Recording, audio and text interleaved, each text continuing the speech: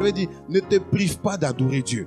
Quand tu regardes ta vie, parce que tu es vivant, parce que tu existes, parce que tu es sur la terre, Dieu a un plan pour toi ici. Et puis Dieu s'organise pour que tu sois là, malgré tes problèmes. C'est pas vrai qu'il y a des problèmes. Vous voyez comment j'ai levé ma main vite, non? J'ai des problèmes. Mais mon Dieu est plus grand que mes problèmes. Alléluia. Donc quand je commence à adorer Dieu, je regarde le grand Dieu et mes problèmes diminuent. C'est une stratégie. Quand tu te focalises sur Dieu, tes problèmes commencent à diminuer. Et Dieu commence à prendre la place. Dieu commence à grandir. Il commence à grossir dans ton esprit. Le temps tu as réalisé, tes problèmes ont disparu. Pourtant, ils sont là, mais tu les vois plus. Alléluia. Ma prière, c'est que tu sois aveuglé par rapport à tes problèmes. Afin que tes yeux s'ouvrent sur le grand Dieu que tu as. Alléluia. Que tes yeux s'ouvrent sur Dieu. Si tu vois Dieu, tes problèmes vont diminuer. Alléluia. Il n'y a pas un homme sur la terre qui n'a pas de problèmes. Les problèmes font partie de la vie. Dis à ton voisin, ça fait partie de la vie. Alléluia. Jésus, quand il s'est fait chair, il a eu des problèmes en même temps. Mais ces problèmes ne l'ont pas empêché d'accomplir la destinée divine pour laquelle il était venu. Et c'est ce modèle qu'il est venu nous donner. Voici pourquoi. Quand ça ne va pas, tu peux adorer Dieu. Quand ça va, tu peux adorer Dieu. Quand on dit que ta vie ne réussit pas, tu peux adorer Dieu. Parce que le thermomètre pour apprécier la vie d'un homme, ce ne sont pas ses problèmes. C'est la révélation de Dieu dans sa vie. Alléluia. Ceux qui ont une grande révélation de Dieu ont des problèmes. Mais leur Dieu est plus grand que leurs problèmes. C'est tout. C'est pas que les problèmes vont disparaître. Ça peut être là. Mais ton Dieu écrase tes problèmes par sa présence. Alléluia. Que cela soit ton partage. Sinon, on va venir prier comme si on a des funérailles. On aura du mal à monter dans la présence de Dieu. De s'exprimer dans la présence de Dieu. Ça ne doit pas être ainsi. Il y a une stratégie spirituelle, une technologie qui consiste à être aveuglé par rapport à nos problèmes. J'ai pris que tu sois frappé d'aveuglement sur tes problèmes. Que tes yeux s'ouvrent. Que tu sois frappé de cécité par rapport à tes problèmes. Mais que Dieu te donne la vue pour contempler celui qui est assis sur le trône. Alléluia. C'est ça. Faut prier comme ça. Seigneur, ferme mes yeux sur mes problèmes. Aveugle-moi. Faut détruire le nerf optique de ma vision sur mes problèmes. Pour restaurer la vue sur ta gloire. C'est comme ça on marche. Quand c'est comme ça, tu as des problèmes. Mais tu chantes le matin. Quand je vois la bonté de briller sur le toit. Yeah, sur le toit de ma maison, oh, mon âme. Au milieu des problèmes, je vois la bonté sur le toit de ma maison, mon âme. Mon âme, mon âme. Mon âme bénit le Seigneur. Mon âme bénit le Seigneur. Mon âme veut chanter le nom de Jésus. Mon âme bénit le Seigneur. Au milieu des difficultés, au milieu des problèmes. Oh, mon âme, mon âme bénit le Seigneur. Oh, mon âme. Mon âme bénit le Seigneur. Mon âme bénit le Seigneur. Mon âme bénit le Seigneur. Acclamons-le, acclamons le Seigneur, acclamons-le, acclamons le Seigneur, acclamons le roi des rois, acclamons le Seigneur, acclamons l'agneau de Dieu, acclamons le Seigneur, acclamons le Seigneur. Alléluia, alléluia, acclamons le Seigneur. Alléluia, alléluia, acclamons le Seigneur. Alléluia, alléluia, acclamons le Seigneur. Alléluia, alléluia, célébrons-le, célébrons le Seigneur, célébrons-le, célébrons le Seigneur, célébrons l'agneau de Dieu, célébrons le Seigneur, célébrons Yoshua, célébrons le Seigneur, célébrons le Seigneur. Alléluia, alléluia, oh le Seigneur. Alléluia, alléluia. L'heure de la victoire et de la vérité a sonné dans mon cœur, que Jésus soit loué. L'heure de la victoire et de la vérité a sonné dans mon cœur, que Jésus soit loué. Que Jésus soit loué dans la vérité. Oh, que Jésus soit loué dans la vérité. Que Jésus soit loué dans la vérité. Que Jésus dans la vérité. Ce que je veux, c'est louer mon Jésus. Ce que je veux, c'est me danser pour lui.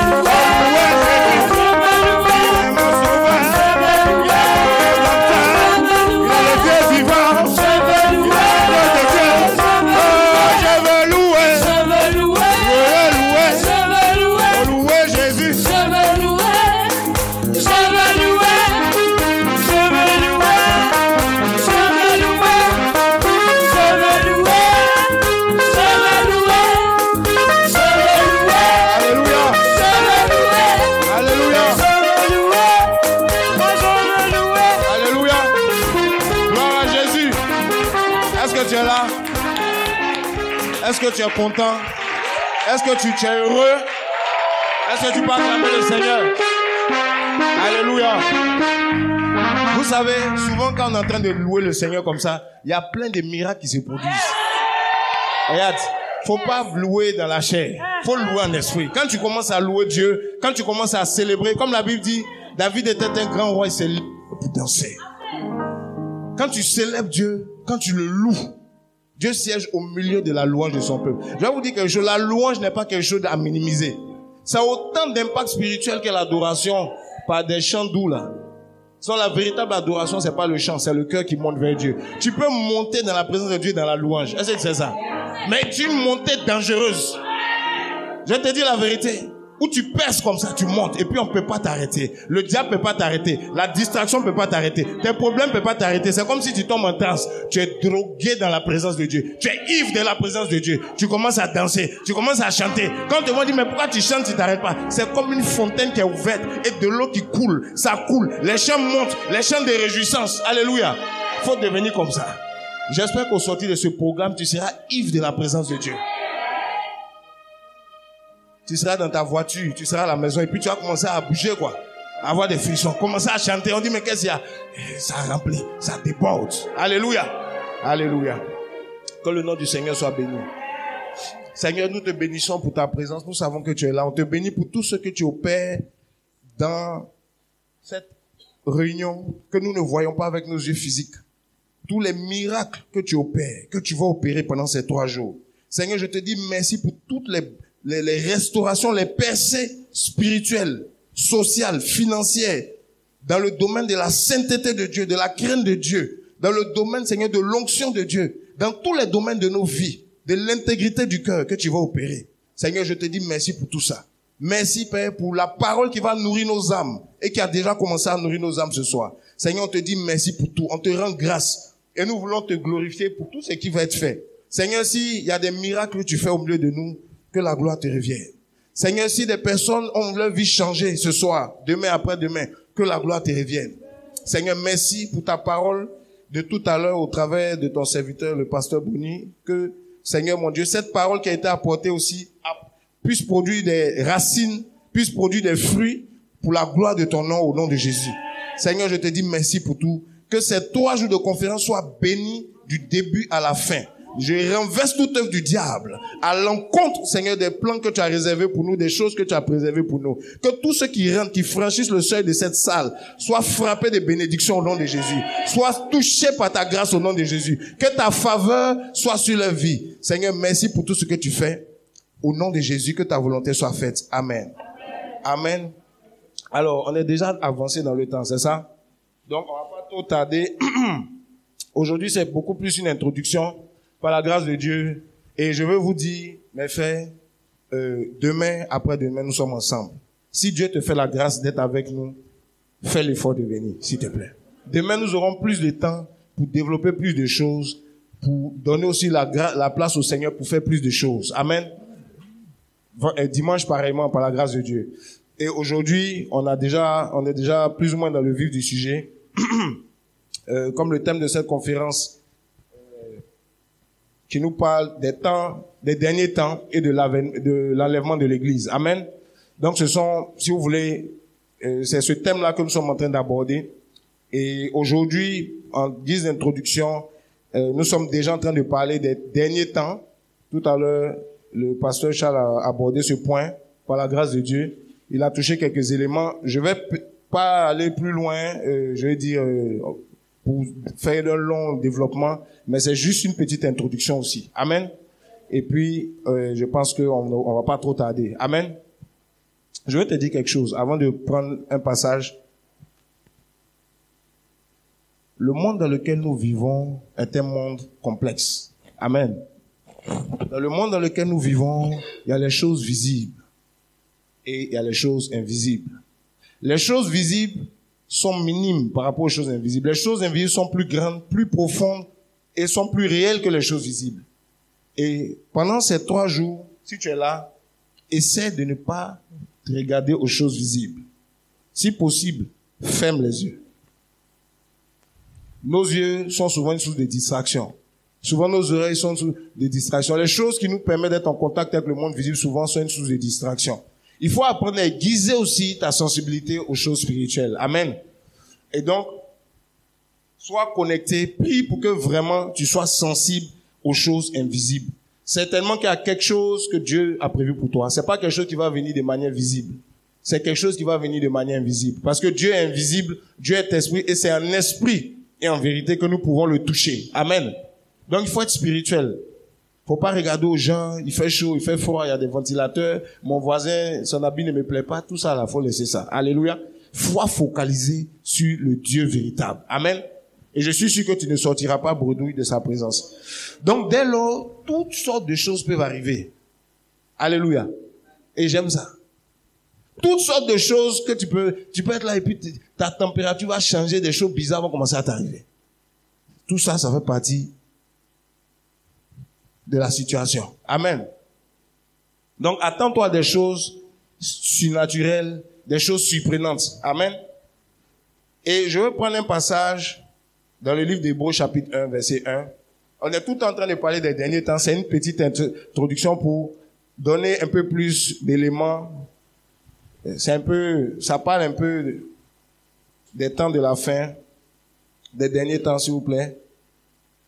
Demain, on va plus développer sur l'enlèvement de l'Église. Amen. Mais ce soir, on veut parler des derniers temps comme introduction. Donc, on va pas avoir peut-être fait 20 ou 30 minutes maximum et puis je pense qu'on aura fini. Amen. C'est bon pour tout le monde? Voilà. Donc, Hébreux chapitre 1. Donc, suivez un peu ces choses. Prenez les notes et puis les passages que vous pourrez vérifier. Demain, je pense peut-être il y aura la possibilité de questions aussi. Voilà. Questions-réponses aussi. Demain ou dimanche. Donc, Hébreux chapitre 1, nous lisons à partir du verset 1, par la grâce de Dieu. Hébreux, le chapitre 1, verset 1. Après avoir autrefois, à plusieurs reprises et de plusieurs manières, parlé à nos pères par les prophètes, Dieu, dans les derniers temps, nous a parlé par le Fils, qu'il a établi héritier de toutes choses, par lequel il a aussi créé le monde. Verset Amen. 3, verset 3. On Verset 3. Et qui étant le reflet de sa gloire et l'empreinte de sa personne, et soutenant toutes choses par sa parole puissante, a fait la purification des péchés, et s'est assis à la droite de la majesté divine dans les lieux très hauts. Amen. Amen. Donc la Bible dit que on est en train de parler aujourd'hui, comme j'ai dit, on parlait des derniers temps ou des derniers jours. C'est la même chose, ok? Donc les derniers temps ou les derniers jours et l'enlèvement de l'Église. L'enlèvement de l'Église, on va plus toucher ça demain. Mais là, nous parlons des derniers temps, des derniers jours. Pourquoi? Parce que l'enlèvement de l'Église fait partie des signes ou des éléments qui sont intégrés dans les derniers temps. Les derniers temps sont une période ou les derniers jours, et l'enlèvement de l'Église est un événement qui fait partie de cette saison-là. Amen. Donc, on va parler de l'événement en question, puisque ça nous concerne, l'Église, mais nous parlons de la période. En quoi consiste cette période des derniers temps? Et la Bible nous dit ici que après avoir autrefois, à plusieurs reprises et de plusieurs manières, parlé par à nos pères par les prophètes, donc Dieu nous dit que avant les derniers temps, il y a une période qui était la période des prophètes. Les prophètes n'étaient pas dans les derniers temps. Les prophètes étaient le moyen par lequel Dieu parlait autrefois. Le prophète Jérémie, le prophète Ésaïe, le prophète Daniel, le prophète Joël, tous les prophètes que vous connaissez, Osée, Amos, Habakkuk, tous ces prophètes-là, ils étaient utilisés, Ézéchiel, par Dieu. Dieu parlait de plusieurs manières et à plusieurs reprises par ces prophètes. C'est des prophètes qui ont prophétisé pendant 20 ans, près de 20 ans, comme Jérémie. Il y a des prophètes qui ont prophétisé pendant plusieurs années, 35 ans, 40 ans de ministère, pour parler au peuple de Dieu, pour annoncer les oracles de Dieu. C'était une méthodologie que Dieu utilisait pour parler, les prophètes, la prophétie. Amen. Et ces prophètes-là ont eu leur époque. Mais la Bible dit, dans ces derniers temps, ou dans les derniers jours, Dieu a changé de stratégie de communication. Amen. On dit dans les derniers jours, Dieu nous a parlé par le Fils. Donc, à l'époque, il y avait plusieurs messagers qui venaient. Mais dans les derniers temps, Dieu envoie un seul messager. Dieu nous a parlé par le Fils qu'il a établi héritier de toutes choses, par lequel il a aussi créé le monde, qui est, étant le reflet de sa gloire et l'empreinte de sa personne, soutenant toutes choses par sa parole puissante, a fait la purification des péchés et s'est assis à la droite de la majesté divine dans les lieux élevés ou les lieux célestes. Alléluia. Donc Jésus-Christ est le garant de la parole de Dieu dans les derniers temps. C'est-à-dire que personne ne peut recevoir un autre message en dehors du message que Jésus-Christ a apporté. Parce que c'est lui qui a été qualifié pour apporter le message divin sur la terre dans les derniers temps. Amen. Et Jésus-Christ, comme vous le savez, il est Dieu fait chair. Il dit, le Père en moi, je suis dans le Père. Donc, Dieu s'est incarné dans un corps pour se révéler. C'est ce que ça veut dire, tout simplement. Amen. À l'époque, il passait par des intermédiaires, par des personnes, mais là, lui-même, il vient pour se manifester avec un message pur. Un message sans compromission. Avec une mission, c'est de racheter les hommes de leurs péchés. Et donc, depuis le temps où Jésus-Christ est venu, comme la Bible dit, on dit Dieu dans quoi? Dans ces derniers temps. Donc, les derniers temps commencent par la venue de Jésus. Est-ce que quelqu'un peut dire Amen ici? Quand on dit les derniers temps, c'est depuis que Jésus-Christ est venu que nous sommes dans les derniers temps. Pourquoi? On va expliquer ça. Depuis que Jésus-Christ est venu, nous sommes dans les derniers jours, nous sommes dans les derniers temps. Dernier temps par rapport à quoi? Deux choses. Amen. Dernier temps par rapport à l'achèvement de ce que Dieu a commencé avec l'homme. Ok? Dieu a créé l'homme pour que l'homme soit à son image. On est d'accord? Pour que l'homme lui ressemble. Dieu a créé l'homme pour que l'homme domine sur la création. Dans Genèse chapitre 1, à partir du verset 26, Dieu dit, créons l'homme à notre image, à notre ressemblance, tout ça, afin qu'il domine sur les poissons de la mer, les oiseaux du ciel, toute la création. Ok? C'est pour ça que Dieu le crée. Dieu crée l'homme pour que l'homme règne. Dieu a établi l'homme comme le souverain de la terre. Est-ce que tu sais qu'en tant qu'homme, tu es appelé à régner sur cette terre? Est-ce que vous savez ça? Bon, quand on dit régner, c'est pas la manière du monde, hein. Jésus a dit, les princes de ce monde, les rois de ce monde, ils règnent par l'arrogance, ils règnent par la dictature, ils règnent, ils écrasent les autres. C'est pas de ces règnes-là qu'on parle. On parle du règne selon Dieu. Amen. Le règne de Dieu. Et ce règne-là consiste en quoi? Dans la justice de Dieu, premièrement. Ce règne-là consiste en ce que la volonté de Dieu se fasse sur la terre, comme elle est faite où? Au ciel. Donc c'est un règne qui garantit la souveraineté de Dieu ici. Et c'est l'homme qui est le gardien de cela, ou si vous voulez, l'administrateur du règne de Dieu sur la terre. L'homme doit envoyer le règne de Dieu sur la terre. C'est pour ça que Jésus a dit, quand vous priez, demandez quoi? Que ton règne. C'est pas un règne qui vient de l'homme, c'est un règne qui vient de Dieu. La Bible dit, toute autorité vient de qui? De Dieu. Donc, quand Dieu dit à l'homme règne, c'est pas un règne qui vient de l'homme, c'est un règne que Dieu lui a prêté. C'est Dieu qui l'a établi. Dieu l'investit d'une autorité que lui doit exercer. Bon, c'est pas le thème d'aujourd'hui, mais j'explique ça pour qu'on puisse voir un peu. Amen. Donc, chacun d'entre nous, nous sommes appelés à exercer le règne de Dieu dans la proportion de ce que Dieu nous a communiqué comme juridiction ou grâce à notre époque. Que tu sois un enseignant de la parole de Dieu, appelé au Saint ministère, même si tu n'es pas appelé au Saint ministère, le règne de Dieu, c'est pour tout le monde. Alléluia. C'est pas réservé à une catégorie de chrétiens, c'est pour toute l'église. Dieu a créé l'homme, Dieu a dit l'homme doit régner. Un règne spirituel, un règne qui vient de Dieu. C'est-à-dire l'homme doit être capable de capturer l'essence du règne de Dieu dans sa génération et l'exercer. Est-ce que vous comprenez ça? Dans ta famille, dans les circonstances de ta vie, spirituellement sur les esprits, sur les démons, à tous les niveaux de ta vie. Tu dois régner selon Dieu. C'est à ça que Adam est appelé. Sur le péché, tu dois régner. Dis à ton voisin, le péché ne doit pas dominer sur toi. La tentation ne doit pas dominer sur toi. Selon le plan de Dieu, ce n'est pas normal qu'un homme tombe dans la tentation. Dis ça à ton voisin. C'est même un miracle qu'un homme tombe dans la tentation. C'est même spectaculaire qu'un homme tombe dans la tentation. Et c'est aussi inadmissible qu'il tombe dans la tentation. Vous ne voulez pas dire ça, hein? C'est la vérité. Quand tu dis ça, ça te délivre en même temps. C'est inadmissible que tu tombes dans la tentation. L'homme n'a pas été créé pour tomber dans la tentation. L'homme a été créé pour dominer sur la tentation. Voici pourquoi il dit, quand vous priez, dites, ne nous soumets pas à la tentation. Maintenant, toi-même dis ce soir, je refuse d'être soumis à la tentation. Tu vois comment tu dis ça fort? C'est de ça qu'on parle. Il faut proclamer des choses qui vont te libérer. Oui, il faut pas avoir peur de dire ça, c'est la vérité. Il dit quand vous priez, dites, ne nous soumets pas. Un chrétien, il doit refuser d'être soumis. Moi, je refuse, avec la dernière énergie, d'être soumis à la tentation. Et vous savez ce qui va m'arriver? Je ne serai pas soumis à la tentation. J'ai vu ça jusqu'à aujourd'hui. Ça va continuer comme ça jusqu'à ma mort. Tu crois pas? Si tu fais des prières comme ça, c'est ce qui va t'arriver. Parce que c'est des prières que Dieu soutient.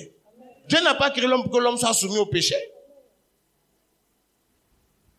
C'est une escroquerie spirituelle que le diable a mis en place de vous faire croire que tout le monde pêche, tout le monde a péché. Tout le monde ne pêche pas et tout le monde ne pêche pas. Et ne pêchera pas. Il y a des gens qui refusent de se soumettre à la tentation. Chaque jour, ils prient pour ça. Chaque matin, ils se réveillent avec ça. En décembre, en janvier, en je ne sais pas quand. Voilà. Parce que Dieu nous a créés pour dominer sur la tentation. Il faut d'abord savoir pourquoi Dieu t'a créé. Amen. Bon. Quand je parle de ça, je suis chaud en même temps. Je n'aime pas le péché. Je vous dis la vérité. Oui, faut détester le péché. Un chrétien, il doit avoir l'allergie. Tu es allergique à ça. Amen. Voilà. Le péché du sexe, le mensonge, l'impureté, ça doit te repousser si tu es chrétien. Oui, il faut prier pour ça. C'est un sentiment que Dieu donne quand tu es chrétien. Tu forces même pas pour ça. Quand le péché et toi vous rencontrez, vous ne vous croisez pas. Il prend une autre route. Et puis toi aussi tu prends une autre route. Il n'y a pas de compatibilité entre vous. Amen. Donc Dieu a créé l'homme pour dominer sur le péché. Ce n'est pas normal qu'un chrétien, qu'un pasteur, qu'un homme de Dieu, qu'un chrétien, qui que tu sois, soit soumis au péché. C'est pas normal. C'est pas le message de Jésus, c'est pas l'évangile de Christ. Amen. Oui, un chrétien doit dominer sur le péché. La première des choses sur laquelle Dieu veut que tu domines, c'est sur le péché. Voici pourquoi quand Caïn et Abel ont eu leur problème, Caïn a commencé à nourrir de la haine pour son frère. Le péché avait commencé à se rapprocher de lui. Dieu est venu le voir et dit, mais ouais, qu'est-ce qui se passe? Pourquoi ton visage est abattu? Si tu fais bien prochainement, ça va aller. Mais le péché est à ta porte. Mais toi, domine sur lui. Avant même que Jésus vienne, Dieu parlait comme ça aux hommes. C'est-à-dire l'homme, depuis le commencement, a la capacité de dominer sur le péché. Mais l'homme n'a pas saisi cette autorité. Et le péché a dominé sur l'homme. Et les hommes sont devenus esclaves du péché. Sinon, la réelle condition de l'homme, c'est d'être maître du péché. Quand le péché veut venir, tu dis, allez, couche-toi ici. Voilà, tu marches pas. J'arrête tes œuvres et puis il se soumet. Est-ce que vous comprenez? Oui, mais maintenant, nous, quand on voit le péché, ça veut me tenter. Ah, je vais tomber. C'est même pas venu, tu tombes, tu es déjà tombé. Eh, Jésus. Ah, que Dieu nous garde. Que ta mentalité soit renouvelée. Tous ceux qui sont esclaves du péché aujourd'hui, là, que la mentalité d'esclavagiste, là, soit renversée. L'esclavage du péché. Non, tu n'es pas esclave. Donc, Jésus-Christ est venu, comme j'expliquais, depuis les temps de la fin. Plutôt, les temps de la fin ont commencé avec la venue de Jésus. Pourquoi la venue de Jésus? Je vous expliquais que Dieu a créé l'homme pour dominer. Mais l'homme s'est retrouvé esclave par la ruse du diable. Amen. Et en se retrouvant esclave, l'homme a fait... qu'est-ce qui s'est passé?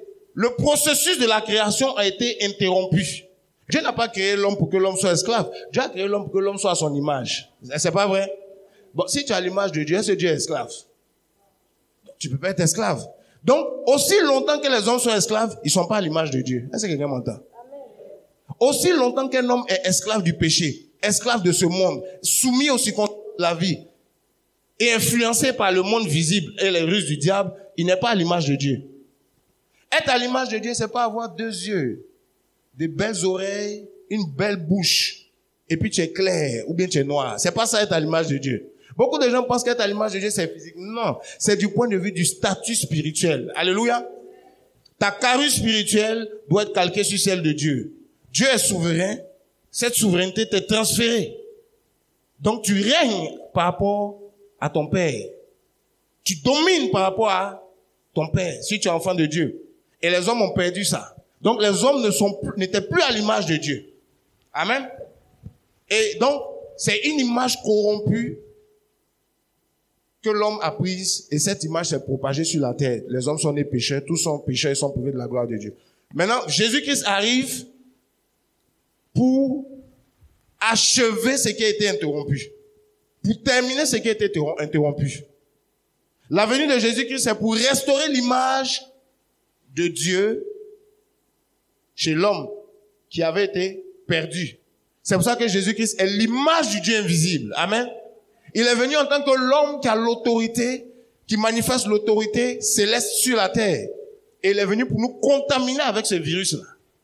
Plus contagieux que le coronavirus. Ah, j'aime la contagion de Jésus. Amen. Quand il te touche, ta condition change. Et très rapidement, tu commences à manifester les symptômes dans ta génération. Ceux qui te contactent voient que tu es atteint d'une maladie bizarre. Les médecins ne peuvent pas identifier. Et plus on essaie d'éteindre, les symptômes augmentent, ça grossit. Et très tôt, ça donne lieu à un réveil. Il faut qu'il y ait des contaminés comme ça qui impactent leur génération. Alléluia. Donc Jésus-Christ est venu pour restaurer l'image de Dieu chez nous. Et c'est en cela que Jésus-Christ vient dans les derniers jours. Pourquoi? Parce que les derniers jours, c'est le temps où Dieu vient pour achever, pour conclure ce qu'il avait commencé. Le but de la création, c'est pas qu'on soit sur la terre ici, qu'on ait des moyens, qu'on ait notre vie comme on vit là. Ça, c'est une vie terrestre. C'est une vie fausse. Ce n'est pas la vraie vie. Jésus a dit qu'il est venu pour que nous ayons la vie et que nous l'ayons comment? En abondance. Celui qui a le Fils a la vie. Celui qui n'a pas le Fils n'a pas la vie. Donc, il y a vie et vie. Jésus-Christ est venu pour restaurer la vraie vie pour laquelle Dieu avait créé l'homme. La vraie vie pour laquelle Dieu avait créé l'homme. Tant que tu ne rencontres pas Jésus, tu es mort. C'est pour ça que Jésus dit quoi? Celui qui ne croit pas au Fils de l'homme est mort, même s'il est vivant. La vraie vie, quand tu donnes ta vie à Jésus-Christ, il restaure l'image de Dieu en toi. C'est là que ta vie commence. Dans les annales de Dieu, c'est là que tu es vivant, quoi. Sinon, sans que rencontrer, quand tu n'as pas rencontré Jésus, tu es un cadavre ambulant sur la terre. Sans avenir. Sur la terre, les gens peuvent t'acclamer. Tu peux avoir des amis. Mais au ciel, étant donné que l'homme a été créé pour l'éternité, tu n'as pas d'avenir là-bas. Amen. Donc Jésus vient pour restaurer cette vérité, cette réalité de l'image de Dieu en nous et nous communiquer la vraie vie qui est céleste et qui n'est pas naturelle. La vie de l'esprit. Amen. Donc depuis que Jésus-Christ est venu enclencher ce processus sur la terre, il a commencé il y a près de 2000 ans. Quand il est venu avec les 12, nous sommes dans les derniers temps parce que Dieu, par le canal de cette révélation, de son incarnation, c'est-à-dire Christ, a commencé à déclencher sur la terre l'achèvement de l'œuvre qu'il avait commencé. Donc les hommes commencent à rentrer dans le processus de devenir à l'image de Dieu, de porter l'image de Dieu. Il y a quelques personnes à l'époque des prophètes qui ont eu accès, mais ils n'étaient pas nombreux. Et l'accès qu'ils ont eu était un accès privilégié. Mais dans notre génération, c'est la saison même où tout le monde, de manière massive, peut entrer dans ce plan où Dieu est en train d'achever ce que nous sommes. Tant que tu ne rencontres pas Jésus, tu as inachevé. Est-ce que quelqu'un m'entend? Ce que je vous dis là, c'est pas léger, c'est la vérité. Hein. Vous rencontrez des grandes personnes responsables. Ils sont inachevés sur la terre ici. Est-ce que vous comprenez ça? Des parents inachevés, quoi. Des enfants inachevés, des amis inachevés selon le plan de Dieu. Parce que l'image de Dieu n'est pas formée en eux. Ils sont esclaves du péché. Ils n'ont pas l'autorité de Dieu pour pouvoir survivre sur cette terre. Au contraire, ils sont comme des sacrifices ambulants qui sont à tout moment exposés à être quoi? Massacrés par le diable, par les circonstances de la vie. Vivant dans la frustration et dans la honte. Ne vous appuyez pas sur le fait que les gens portent des costumes en ville, hein, ou bien des belles robes. Hein. Il y a des gens qui pleurent chaque nuit. Ils vivent comme des esclaves. Ils sont agressés par des démons, par des sorciers. Ils vivent l'esclavage de certains vices sexuels, le vice de l'alcool, le vice de la drogue, le vice de certaines choses qui les tiennent assujettis comme des esclaves. Quand il fait jour, tout le monde fait comme si tout va bien. Le soir, vous savez pas comment les gens passent la nuit. Il y a des gens qui sont violés par des esprits. Peut-être tu es dans la salle ici. Tu vis ça. Il y a des gens qui sont liés par des esprits qui viennent les menacer la nuit pour dire ta vie m'appartient. Tu es dans la salle ici. Si tu n'as pas honte, tu pourras te manifester tout à l'heure. On va prier pour ta délivrance. Ça, c'est la vraie vie des gens. Ne vous appuyez pas. On prend des taxis rouges. On va manger dans des coins, des fast food et tout ça. Ça n'a rien à voir, hein. Ça, c'est l'apparence. La vraie vie. Chacun connaît sa vie. Est-ce que tu connais pas ta vie? Chacun sait ce qu'il vit. Arrêtons d'être hypocrites comme si on est là comme ça. Non. Et à force de vivre cette vie double-là, beaucoup ont commencé à penser que c'est ça la vraie vie. C'est pas ça la vraie vie. La vraie vie, c'est une vie de liberté en Jésus-Christ. Ça commence par ta mentalité d'abord. C'est pour ça que tout à l'heure, je vous disais, répétez telle chose, dites telle chose. D'autres même avaient peur de dire. Je vais dominer sur le péché. Faut dire ça. Amen. Oui. Déclare ça avec joie et force. Fais ça chaque jour. Change ta mentalité. Amen. Oui, il faut confesser les choses. La Bible dit la vie et la mort sont au pouvoir de la langue. C'est pas vrai? En parlant, toi-même tu vas dire, mais ces paroles-là même vont faire écho dans ton esprit. Et puis, tu vas toi-même aussi t'ouvrir à cela. Ce que tu déclares sur ta vie finit par t'arriver. Amen. Si tu déclares l'échec sur ta vie, tu vas vivre l'échec. Si tu déclares la vie, si tu déclares le miracle, si tu déclares la parole de Dieu, c'est pour ça que la Bible dit que cette parole soit dans ton cœur, mais aussi près de ta bouche. Faut la confesser. Que cette parole ne s'éloigne pas de ton cœur, de ta bouche. Si la méditation, c'est aussi parler de ce que tu es en train de lire de la parole de Dieu. Amen. Donc, voici comment Jésus-Christ vient. Jésus vient pour achever. Et à cause de ça, nous sommes dans les derniers temps. Comme j'ai dit ce soir, je ne vais pas être trop long. La Bible dit, après nous avoir parlé de plusieurs manières et à plusieurs reprises par les prophètes, Dieu dans les derniers jours nous a parlé par le Fils. Jésus est venu pour achever, pour nous introduire dans la dernière période de l'humanité, qui est la période de l'achèvement, où Dieu nous invite tous à cette œuvre pour achever ce qui avait été interrompu, pour conclure le projet que Dieu avait initié pour chacun d'entre nous. Des hommes à son image, des hommes avec l'autorité de Dieu. Est-ce que vous savez que tous les chrétiens doivent marcher sur la puissance de l'ennemi, des serpents et des scorpions? Il n'y a pas un chrétien qui est exempt de ça. Mais est-ce que c'est ce qu'on vit? Il y en a même quand tu entends les esprits, mais ils sont prêts à fuir en même temps. Ah, ça fait peur. Ah, tout ça. Vous voyez, il faut qu'on soit enseigné, mais il faut aussi qu'on accepte. Il y en a qui sont enseignés depuis longtemps. Ils ont entendu parler de ces choses, mais ils n'acceptent pas que c'est leur identité. Ils refusent ça.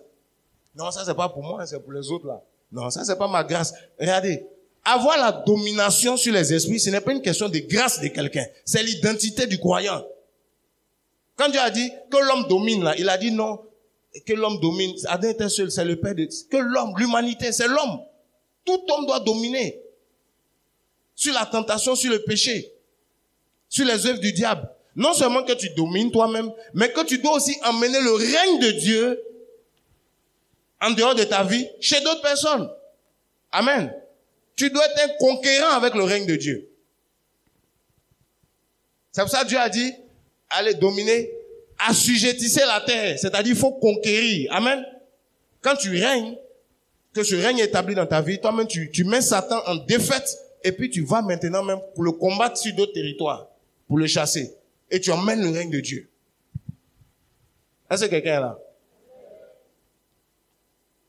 Donc, dans les derniers temps, normalement, selon l'agenda de Dieu, nous devons assister à une restauration de l'autorité des chrétiens, de l'autorité de l'homme.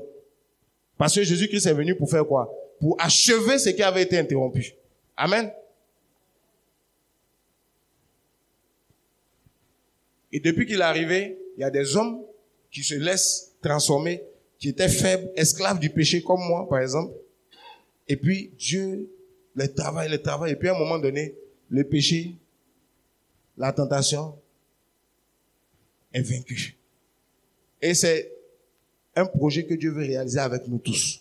Il faut que nous ayons de l'assurance en ce qui concerne notre intégrité dans la sainteté de Dieu vis-à-vis du péché et des tentations. Il ne faudrait plus qu'on ait peur d'aborder ces sujets. Il faudrait que notre position soit tranchée.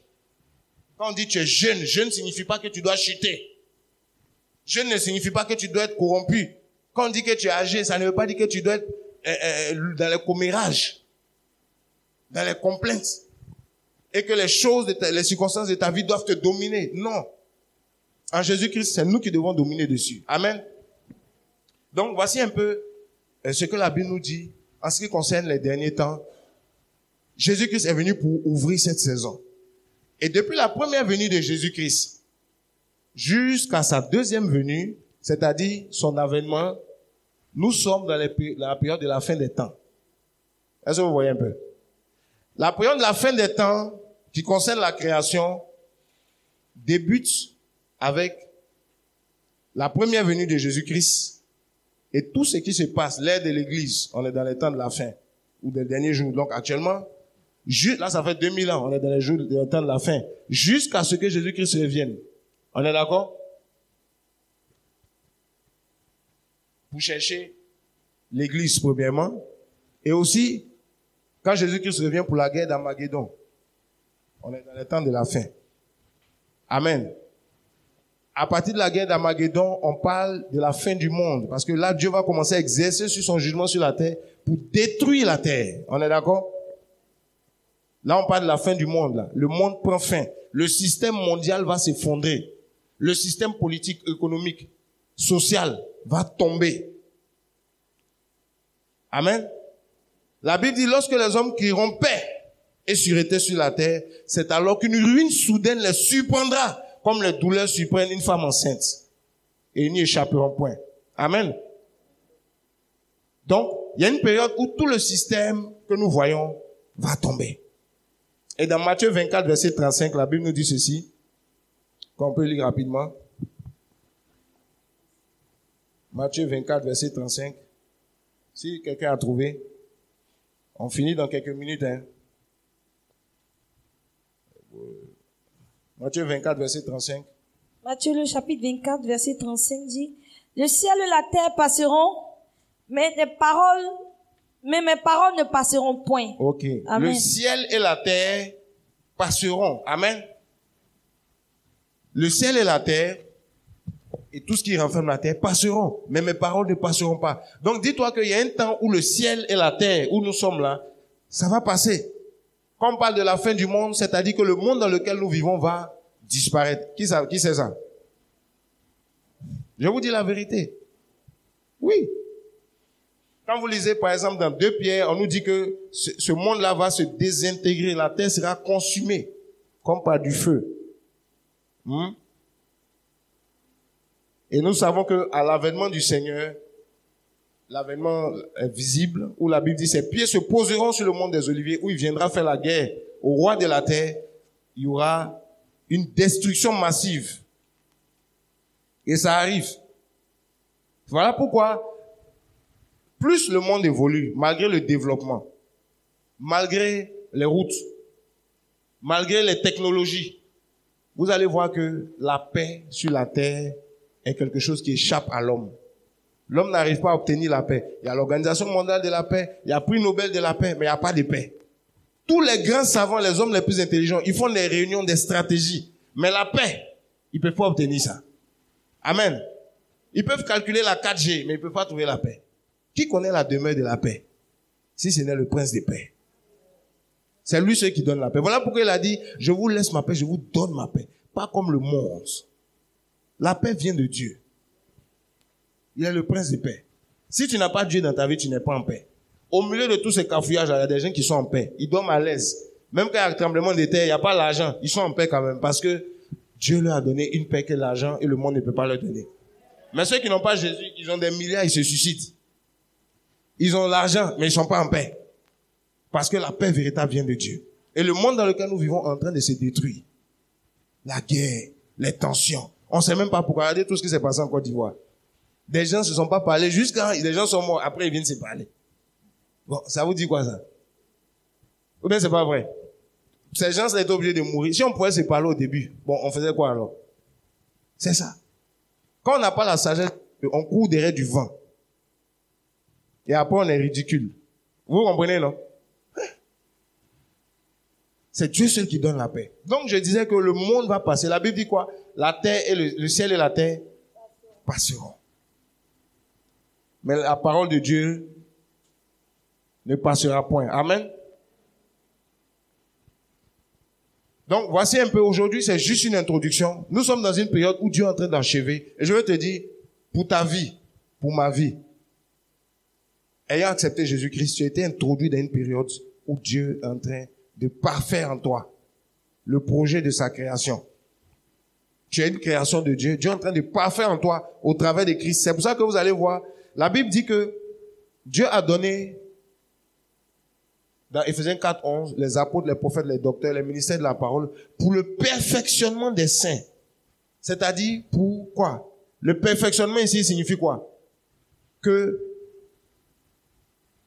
ils sont saints, mais ils ne sont pas encore parfaits. Ils ne sont pas encore achevés. Ils ne sont pas encore matures. Ils n'ont pas encore atteint la stature demandée. Il y a un standard qui est Christ. Donc, on dit jusqu'à ce qu'ils atteignent la stature de Christ. Et nous tous, nous sommes appelés à avoir la stature de Christ. Et c'est un travail qui se fait. Dès que tu donnes ta vie à Jésus-Christ, tu commences à être complété, achevé. Il y a des choses qui te sont communiquées, qui te permettent de ressembler à Christ, de grandir, de voir l'image de Dieu formée en toi. Amen. Oui. Je disais mes enfants pour lesquels je souffle les douleurs de l'enfantement jusqu'à ce que Christ soit formé en vous. Quand tu donnes ta vie à Jésus-Christ, Christ n'est pas encore formé en toi. Oubliez ça.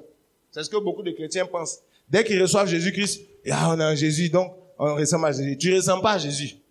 Amen. Oui. Un enfant, même quand il naît dans une famille, quand tu le regardes, il ne ressemble pas totalement. Il peut ressembler un peu, mais il ne ressemble pas encore totalement. Il doit grandir. Des choses doivent se former en lui jusqu'à ce qu'il ait son visage final, son image finale. C'est sa maturité, sa croissance. Donc les chrétiens aussi, quand on donne notre vie à Jésus-Christ, il y a un processus de croissance où tu es formé, où tu es préparé, où tu es complété. Et puis, il y a des fruits, il y a des signaux qui montrent que effectivement, tu es en train de porter cette image de Christ. Quand cette image de Jésus-Christ est en toi, tu n'as pas besoin de dire à quelqu'un, je suis à l'image de Jésus. Quand il te voit, tu ressembles à Jésus. Quand tu parles, tu ressembles à Jésus. Quand tu agis comme Jésus aurait fait. Amen. Oui. Tu agis, tu poses des actes, tu réfléchis, tu as la pensée de Christ. Alléluia. Donc, dans ces temps de la fin, l'Église est concernée par les derniers temps. Tous les hommes sont invités à rentrer dans ces derniers temps où Dieu fait une œuvre pour achever ce qu'il a commencé avec l'homme, qui a été interrompu à un moment donné. Ceux qui n'entrent pas en Jésus-Christ restent inachevés. Ce sont des produits qui ne sont pas finis. Or, un produit qui n'est pas fini, est-ce qu'on peut le consommer? Est-ce qu'il est utile? C'est normal donc que tout arbre qui ne porte pas du fruit soit jeté au feu. Ce n'est pas une question d'aller à l'église. Est-ce que tu es à l'image de Jésus? Est-ce que tu portes du fruit de Jésus? Tu peux bien chanter et puis tu ne portes pas du fruit de Jésus. Tu peux bien prêcher. Tu connais tous les versets bibliques. On t'appelle même pasteur, apôtre, et puis tu ne portes pas les fruits de Jésus. Ça n'a rien à voir avec ça. Ça, c'est des choses pour organiser l'église, pour qu'il y ait de l'ordre. Mais c'est pas ça qui détermine si tu as vraiment saisi la saison des temps de la fin. Amen. Ceux qui ont compris la saison des temps de la fin savent que ils n'ont pas de temps à perdre. Parce que c'est une période qui a un début et c'est une période qui va finir. Les temps de la fin, c'est une période précise. Ça va pas toujours rester comme ça parce que Jésus-Christ revient pour mettre fin à cette période. Alléluia. Amen. Et pour introduire l'humanité dans une autre période qui sera la période de la fin du monde. Où là, ça sera la destruction maintenant. Le jugement de Dieu va s'abattre sur la terre. La Bible parle de la colère de Dieu qui va venir sur la terre. Vous avez déjà vu ça dans l'Apocalypse. Les 7 coupes de la colère de Dieu. Où il y a des fléaux qui vont venir pour détruire la terre. Ça fait peur cette partie, mais ça fait partie de la parole de Dieu. Pour nous qui sommes chrétiens, Nous sommes dans les temps de la fin. Nous sommes dans les derniers jours. Jésus-Christ est venu pour ouvrir cette saison et commencer une œuvre en nous. Amen. Est-ce que quelqu'un est là? Ça fait 30 minutes. Donc j'ai fini. C'est une introduction. Amen. Pendant ces 3 jours, chasse une chose. Les paroles que nous sommes en train d'annoncer ne sont pas seulement des paroles humaines comme ça qu'on veut prononcer. C'est la parole de Dieu. Or, la parole de Dieu est accompagnée de l'Esprit de Dieu. La parole de Dieu est accompagnée de signes. La parole de Dieu est accompagnée de la vie de Dieu. Et je vais dire à quelqu'un, tu es venu avec des questionnements par rapport à ce thème et même par rapport à ta vie. En dehors du thème que nous abordons, Dieu peut toucher ta vie. Il faut être disposé à cela. Par rapport au thème que nous abordons, Dieu aussi peut toucher ta vie. Et le Saint-Esprit peut agir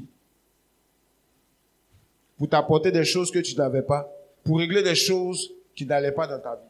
Donc, il faut être disposé par rapport à ça. Je voulais inviter chacun à être en prière. Pour tous ceux qui ont prévu de participer aujourd'hui, demain, quand vous rentrez ce soir, ne restez pas relax. Restez en prière. Demandez à Dieu, Seigneur, cette conférence, ce programme, il y a qu'est-ce que je dois comprendre, qu'est-ce que je dois recevoir, qu'est-ce que je dois saisir dedans. Il y a des personnes que le Seigneur va rehausser leur niveau spirituel. Parce qu'on est dans les temps de la fin. Et Jésus-Christ est venu pour nous introduire dans cette œuvre, pour achever ce qui avait été interrompu. Comment le fait-il? Jean-Baptiste a dit, moi je viens vous baptiser d'eau pour la repentance, mais à celui qui vient après moi, qui est plus grand que moi, lui vous baptisera du Saint-Esprit et de feu. Et depuis les derniers temps, comme on lisait tout à l'heure dans Joël 2, 28, Dieu dit dans les derniers jours, je répandrai de mon esprit sur toute chair. Vos jeunes filles et vos jeunes gens prophétiseront. Et vos vieillards auront des songes. Et sur les jeunes gens auront des visions. Oui, ce jour-là, sur mes servantes et mes serviteurs, je répandrai de mon esprit. Alléluia. Pendant ces 3 jours donc, on va demander à Dieu de réaliser cette parole. Que le Seigneur nous communique l'esprit. Que le Seigneur répande au milieu de nous son esprit. Pour que ceux qui n'avaient pas de songes aient des songes. Pour que ceux qui n'avaient pas de vision aient des visions. Le Seigneur a cité des catégories. Il a dit les vieillards auront des songes. Il a dit des jeunes gens auront des visions. Et les filles vont prophétiser. Dieu n'a même pas épargné une seule couche de la société en âge. Il a touché toutes les catégories. Les vieillards, les jeunes, les moins jeunes. Amen. Donc ce soir, tu es condamné dans cette parole à être touché par le Saint-Esprit. Cette parole t'a ciblé directement.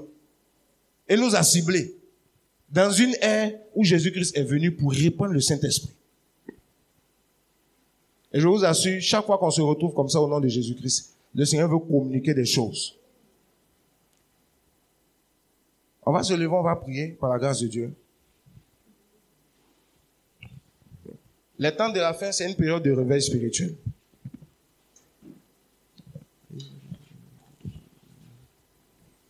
Où Dieu aussi communique son esprit.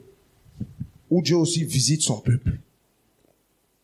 Or, il y a des personnes parmi nous que Dieu va toucher directement par la puissance du Saint-Esprit pour réveiller en toi ce qui avait été éteint, ce qui avait été étouffé. La période des temps de la fin, c'est une période très spirituelle où c'est pas seulement la parole qui est communiquée, mais c'est aussi l'esprit. Paul disait que ma prédication ne repose pas sur la sagesse, les discours de la sagesse humaine, mais sur une démonstration d'esprit et de puissance, afin que votre foi ne soit pas fondée sur la parole simplement, mais aussi sur l'esprit, la puissance de Dieu.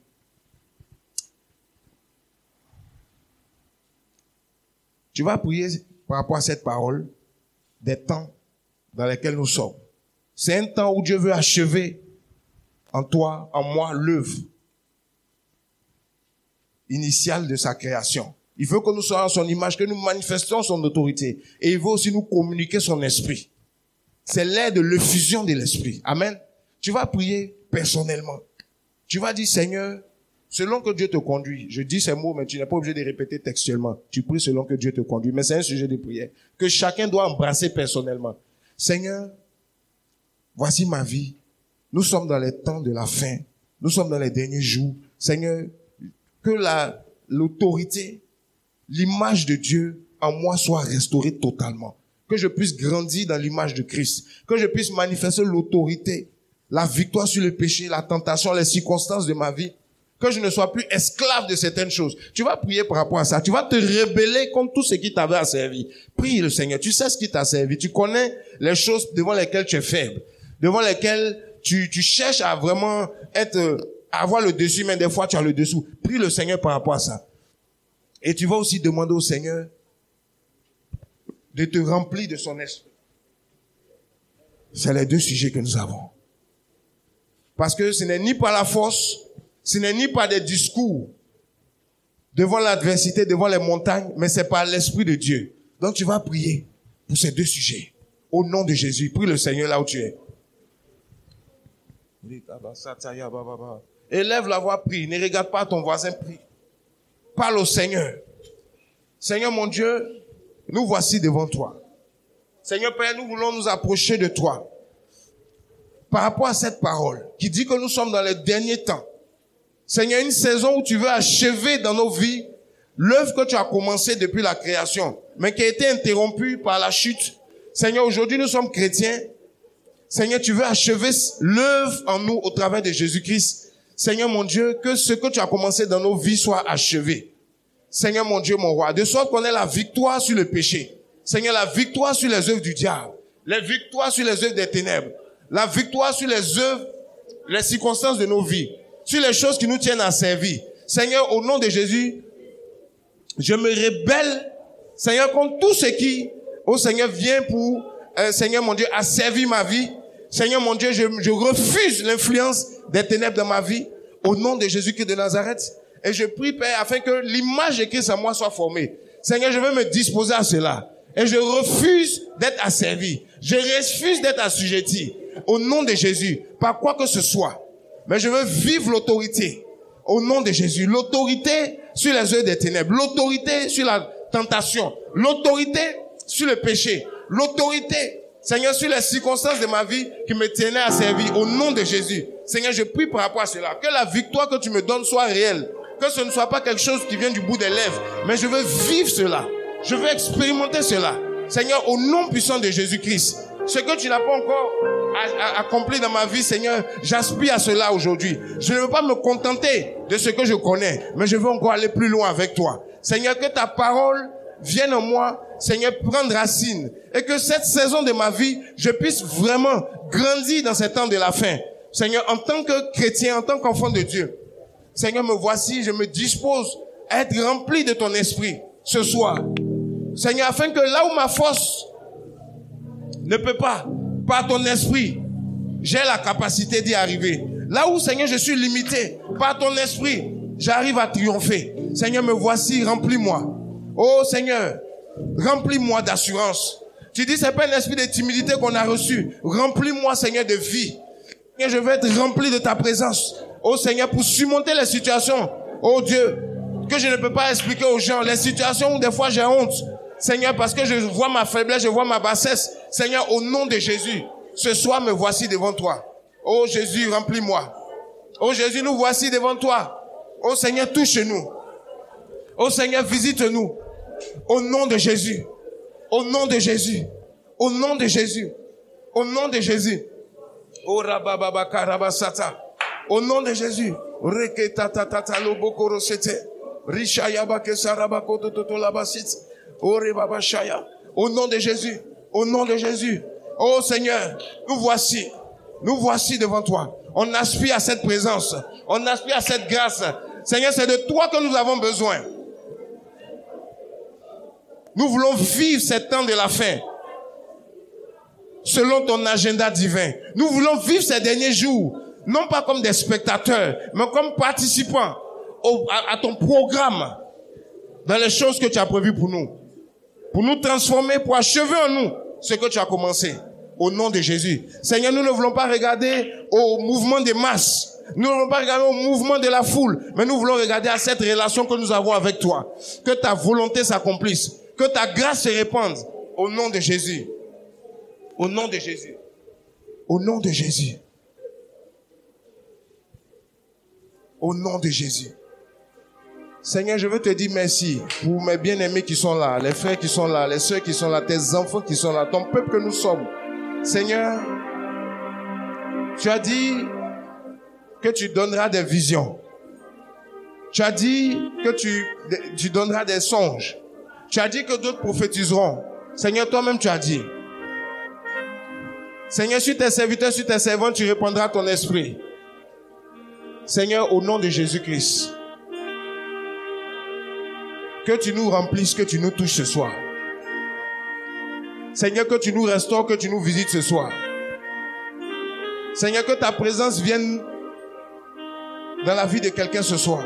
Seigneur, j'invoque ton nom pour que tu manifestes ta présence ce soir ici.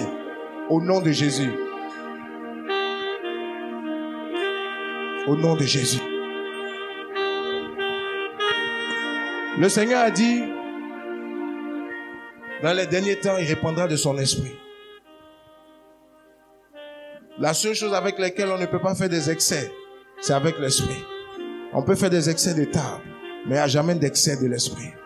La Bible dit, ne vous enivrez pas d'alcool, c'est de la débauche, mais soyez remplis de l'esprit. Ce soir, au nom de Jésus, je viens provoquer l'ivresse de l'esprit dans la vie de quelqu'un. Que l'onction de Dieu, que la présence de Dieu vienne toucher quelqu'un ce soir. Tu es jeune, mais Dieu veut te remplir.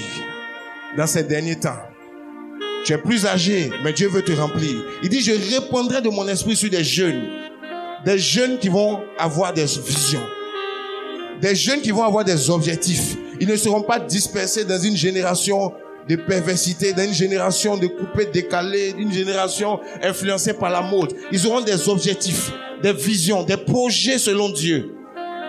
Que le Seigneur te touche là où tu es. Si tu es concerné par cette parole, que la main de Dieu te touche là où tu es. Si tu es visé par cette parole, je relâche cette grâce au nom de Jésus.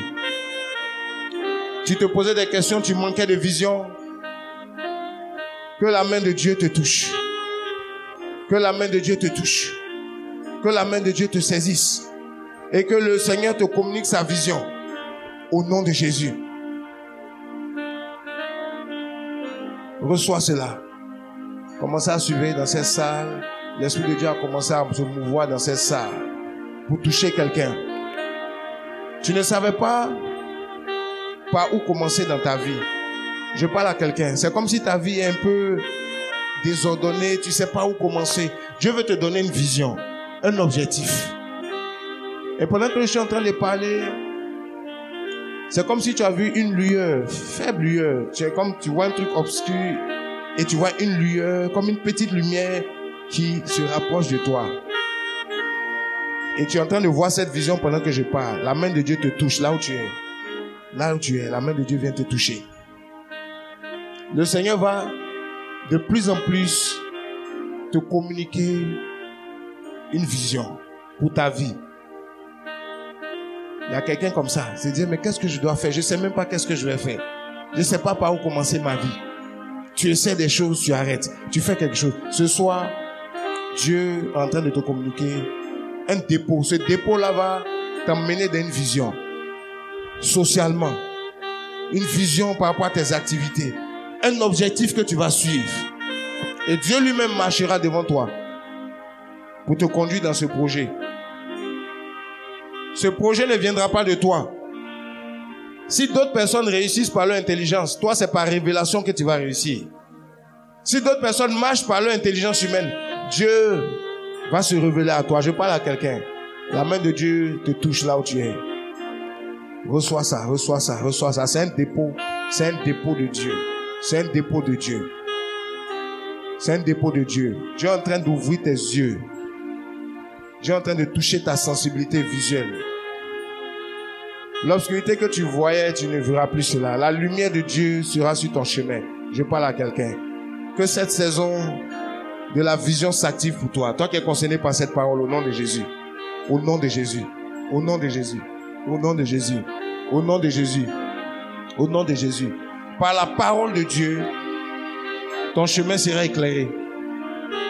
C'est comme un GPS que Dieu est en train de mettre sur toi en ce moment-là. Il y a quelqu'un qui est en train d'être touché par la présence de Dieu, sérieusement.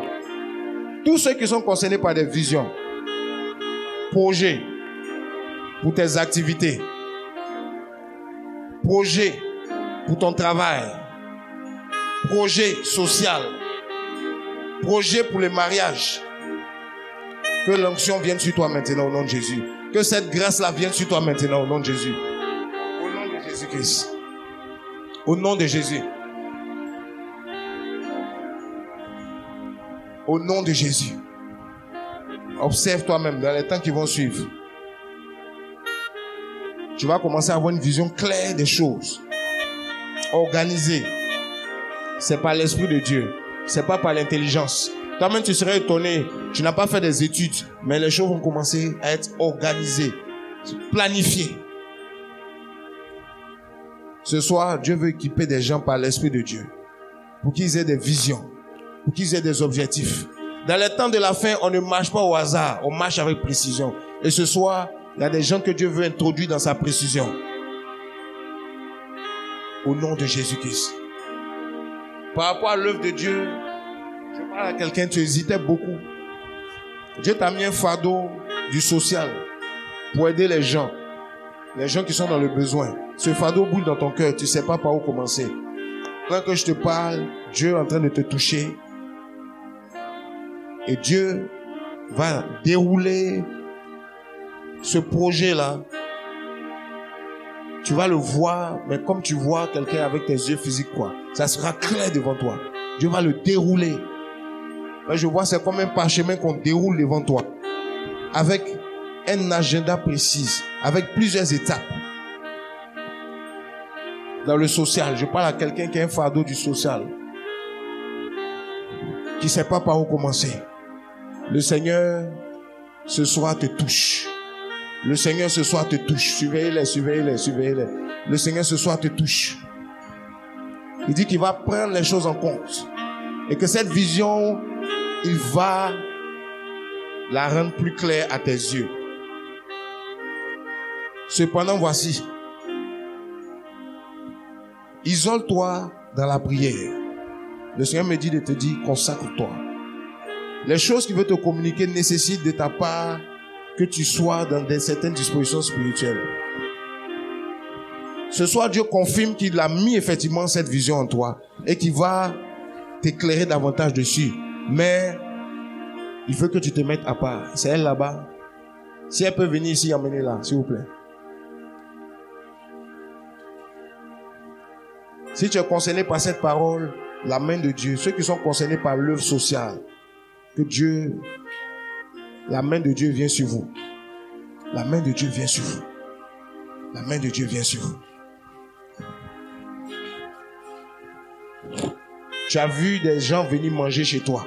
C'est de toi que je parle. Tu as eu cette vision au moins 2 ou 3 fois où tu sais à manger à des gens et ils viennent manger chez toi. C'est l'œuvre sociale. C'est une vision que Dieu va accomplir dans ta vie. Où tu es? Viens. Tu as vu plusieurs fois des gens venir manger chez toi. Où tu es? Viens au nom de Jésus. Viens. Viens. Que cette vision soit activée dans ta vie au nom de Jésus. Que la grâce qui vient sur ta vie maintenant grandisse, s'accroisse au nom de Jésus. Et je prie que tu puisses répondre aux exigences de cette onction qui est venue sur toi. Tu es comme une maman et tu as des enfants. Tes enfants t'appellent. Tes enfants te réclament. Réponds à l'appel de Dieu. Arrête avec la distraction. Mais réponds à l'appel de Dieu. Dieu t'appelle pour ta génération. Il a mis quelque chose sur ta vie. Il t'a donné un cœur pour aider les gens. et tu ne peux pas contenir ce cœur. C'est pas un cœur normal. C'est pas avec ton intelligence que tu peux gérer ça. C'est un dépôt de Dieu que Dieu a mis en toi. Quand tu vois des gens dans la difficulté, tu as du mal à te contenir. C'est la grâce que Dieu a mis sur toi qui fait ça. Il y a des gens comme ça parmi nous. Il y a encore une ou deux personnes. Dieu t'a donné un cœur pour les autres. Tu es capable de t'oublier pour les autres. Tu es capable des fois de te mettre en difficulté pour que les autres soient à l'aise. Ce n'est pas... Tu as souvent pensé que c'est un défaut. Je vais te dire ce soir, c'est pas un défaut. C'est Dieu qui t'a donné ce cœur. C'est un cœur qui se sacrifie pour les autres. Si tu es dans cette salle, tu doutais, parce que des fois on te comprend pas, on trouve que tu exagères. La main de Dieu vient te toucher. Cette disposition de cœur, c'est accompagné par une vision que Dieu veut activer en toi ce soir. Beaucoup de gens souffrent. Ils manquent d'amour. Ils manquent d'attention. À cause de cela, ils ne peuvent pas croire en Jésus-Christ. Or, Dieu typé avec un cœur de consolation, de compassion pour les autres, pour aller vers les gens avec l'amour de Dieu. C'est pour ça que ton cœur déborde quand tu vois des gens dans certaines situations. Si tu es à la main de Dieu, te touche. Cette vision que Dieu a mis en toi, Dieu va l'activer.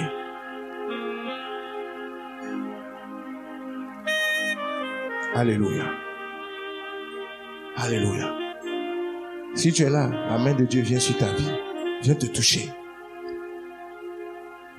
C'est une grâce qui est très forte. C'est pas une question de tu as l'argent, tu n'as pas d'argent. C'est une capacité de Dieu à aider les autres, à nourrir les autres, à communiquer aux autres l'amour de Dieu. Souvent, ça te pince au cœur quand tu vois des gens dans une situation. Il parle à quelqu'un. La main de Dieu vient te toucher. Surveillez là-bas, surveillez cette femme là-bas. Il dit encore deux personnes.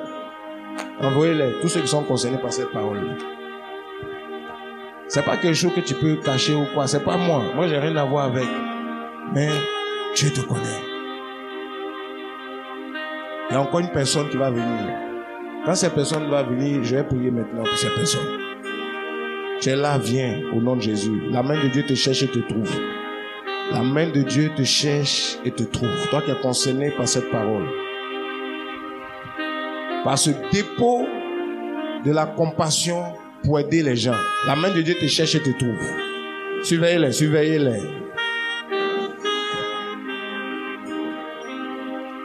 La main de Dieu te cherche et te trouve.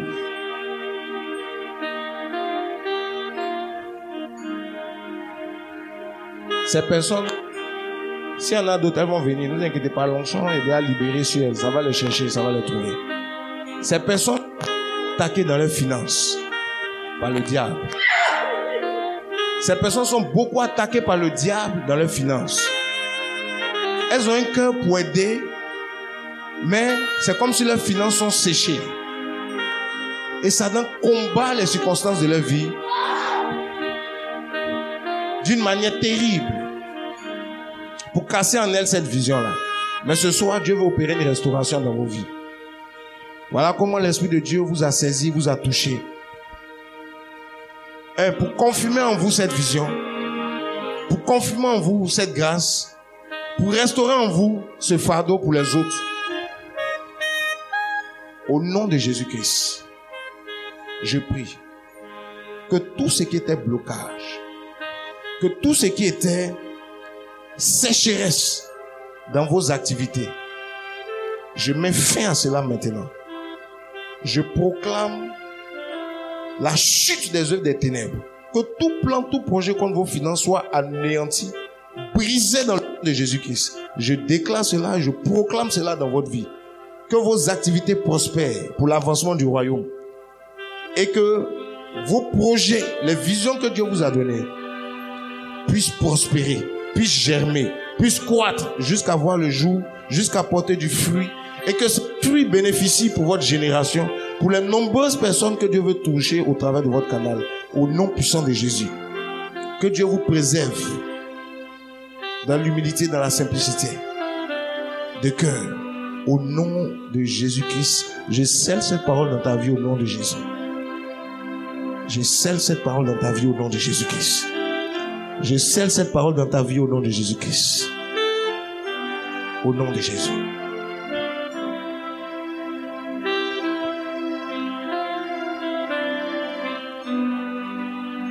Cette grâce de la vision va, dans la vie de certains d'entre eux, occasionner une fertilité dans les projets par rapport à tes activités. Tu vas travailler de manière surnaturelle et bizarre. Dieu va te montrer ce que tu dois faire. Quand tu vas faire, ça va marcher. Parce que au travers de ta vie, Dieu veut nourrir des gens. Dieu veut bénir des gens. Aujourd'hui, tu ne vois pas ça. Mais dans peu de temps, tu vas voir tes activités changer. Dans peu de temps. Dans peu de temps. Dans peu de temps. Dans peu de temps. Dans peu de temps. Dans peu de temps. Dans peu de temps. La multiplication, la grâce pour la multiplication s'attache à toi. Là que je parle. S'attache à toi. Multiplication, multiplication. Ce que tu touches va se multiplier. Ce que tu touches va se multiplier. Ce que tu touches va se multiplier. Ce que tu touches va se multiplier. Ce que tu touches va se multiplier. Ça va se multiplier. Ça va se multiplier. Mes frères, attendez-vous à des choses ces 3 jours.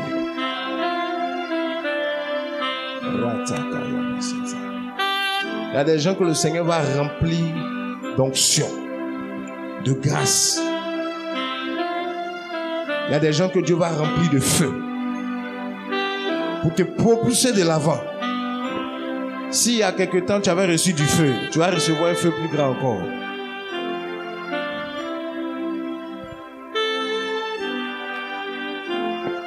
Ce soir, à cause du temps, nous ne pouvons pas aller trop loin. Mais il y a des choses spirituelles que Dieu a préparées pour nous dans ces 3 jours. Si Dieu te fait la grâce demain, viens avec quelqu'un, invite quelqu'un d'autre. Que cette grâce soit aussi accessible à d'autres personnes. Nous allons expliquer, nous allons parler, mais nous allons aussi prier. Et nous comptons sur la grâce de Dieu pour toucher des gens. Le Seigneur a dit il y a des gens qui vont prophétiser. Si tu es dans cette salle, que tu fais partie des gens qui sont ciblés par cette parole, que l'onction prophétique te touche maintenant. Que l'onction de la prophétie vienne sur toi. Que Dieu te remplisse. Que Dieu te ranime. Paul disait à Timothée, ranime le don que tu as reçu par imposition des mains. Des fois, un don peut être éteint ou endormi. Il faut le ranimer. Ce soir, si ton don était endormi, qu'il soit ranimé de Jésus. Qu'il soit ranimé. Qu'il soit ranimé. Qu'il soit ranimé au nom de Jésus. Qu'il soit ranimé. Oh. Qu'il soit ranimé. Que la présence de Dieu vienne sur toi pour te remplir. Pour te remplir. Prophétiquement, que l'Esprit te remplisse, que l'Esprit te touche là où tu es. Mais il n'y a pas ton voisin. L'Esprit, il y a un puissant moment de l'Esprit. Il y a une vague de l'Esprit qui est en train de souffler. Ceux qui sont concernés par cette parole, qui ont besoin d'être touchés par la présence de Dieu, la main de Dieu va les toucher là où ils sont. La main de Dieu va les toucher. Il y en a pour qui c'est la prière. Il y en a pour qui c'est le don de la prophétie. Il y en a pour qui c'est la révélation. Mais dès ce soir, il y a quelque chose qui se passe dans ta vie. Tu es concerné par cette parole, que la main de Dieu te touche. Que la main de Dieu te touche. Que la main de Dieu te touche. Esprit s'ouvre dans cette salle et visite ton peuple. Tu peux lever la main vers le Seigneur. Là où tu es, tu peux lever la main. Pour dire au Seigneur, Seigneur, je reçois ce que tu as prévu pour moi. Seigneur, remplis-moi. Seigneur, communique-moi ce que tu as prévu ce soir. Seigneur, je veux recevoir ma portion. Et pendant que tu es disposé dans cette attitude, il y en a qui vont sentir, il y en a qui ne vont pas sentir. Mais tous ceux qui sont concernés vont recevoir leur portion. Au nom de Jésus-Christ. Seigneur, nous sommes là. Remplis-nous.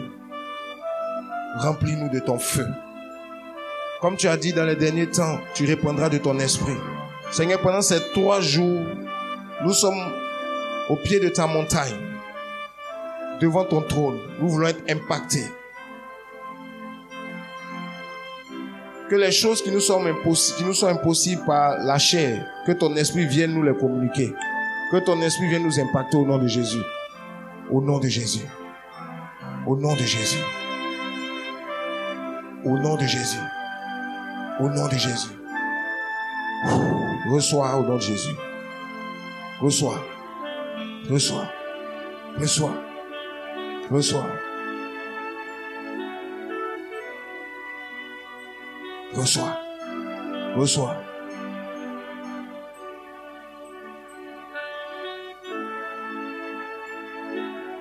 Dieu t'a vraiment appelé d'aller de lieu en lieu. Je t'ai vu aller de plusieurs endroits à plusieurs endroits, comme du porte à porte, pour parler de Jésus-Christ. Ce soir, la main de Dieu vient sur toi pour te toucher. Pour te toucher. Ce n'est pas par tes forces que ça va se faire. Mais ce soir, Dieu veut te toucher. Cette vision que tu as vue, elle va s'accomplir dans ta vie. Tu iras de porte en porte. Je parle à quelqu'un. Tu iras de lieu en lieu. Tu vas bouger avec l'évangile de Dieu. C'est bientôt que ça va commencer. Cette conférence-là, c'est un tremplin spirituel que Dieu a disposé pour toi. Tu te disais, Seigneur, je vais faire comment? Moi-même, j'ai mes problèmes. Ce soir, le Seigneur me dit de te dire, tes problèmes ne peuvent pas être un obstacle à mon œuvre dans ta vie. Par mon esprit, par ma puissance, tu vas triompher de ces problèmes. Et tu marcheras pour moi dans cette génération. Je parle à quelqu'un, tu t'es vu plusieurs fois. Tu t'es vu aller de lieu en lieu, de porte en porte. Tu sens que Dieu t'appelle à évangéliser. Mais tu as peur. Tu ne sais pas par où commencer. C'est de toi que je parle. Dieu te connaît. Moïse ne savait pas parler. Mais quand l'Esprit est venu sur lui, il pouvait se tenir devant les rois. Et tout le peuple pouvait le suivre. La femme samaritaine était une femme timide. Elle n'allait pas puiser au puits avec toutes les femmes. Mais elle allait seule quand il n'y avait pas d'autres femmes. C'est comme ça que Jésus l'a rencontrée. Elle était timide. Dans sa timidité, elle avait un péché. Mais quand elle a rencontré Jésus, elle allait parler à toute la ville. Ta timidité ne peut pas empêcher l'œuvre de Dieu de se faire. De la même manière que le problème de Moïse ne l'a pas empêché d'être un messager. La main de Dieu vient sur toi. La main de Dieu vient sur toi. La main de Dieu vient sur toi. Dieu veut toucher des...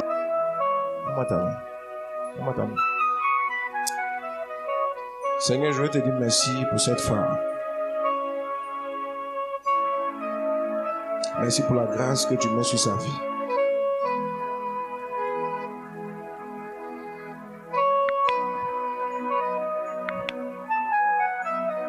Il y a une grâce prophétique sur ta vie.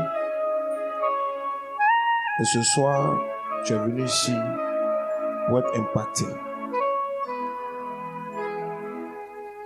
Le vent de Dieu souffle dans ta direction. Et il y a des signes que Dieu va accomplir dans ta vie et au travers de ta vie. Par l'Esprit de Dieu. Il y a une grâce de la révélation que Dieu a déposée dans ta vie. Ce soir, cette grâce, elle est guisée, elle est activée.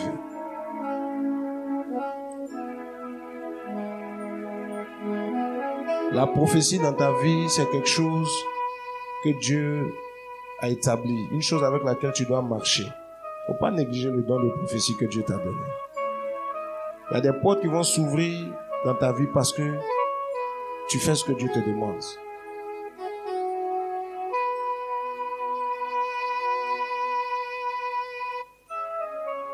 Tu vois beaucoup de choses. Tu entends beaucoup de choses. La Bible dit, l'Éternel a parlé qu'il ne prophétiserait. Or, Dieu te parle de beaucoup de choses. Et Dieu veut que tu puisses transmettre ce qu'il dit aux gens. Ne regarde pas ce que les gens vont dire.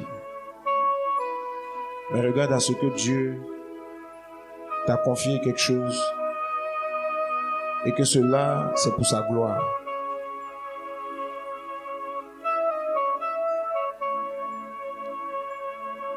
Que ce feu de Dieu soit répandu sur toi ce soir au nom de Jésus. Que ta vie change pour ne plus jamais être la même dans le domaine de la prophétie et des révélations.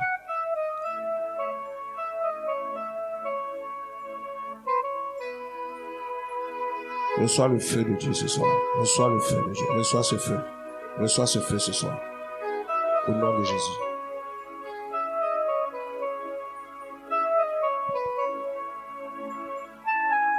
Au nom de Jésus. Au nom de Jésus. Oh Seigneur.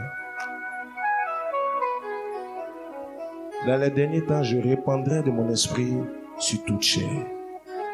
Si tu es concerné par cette parole, la main de Dieu vient te toucher.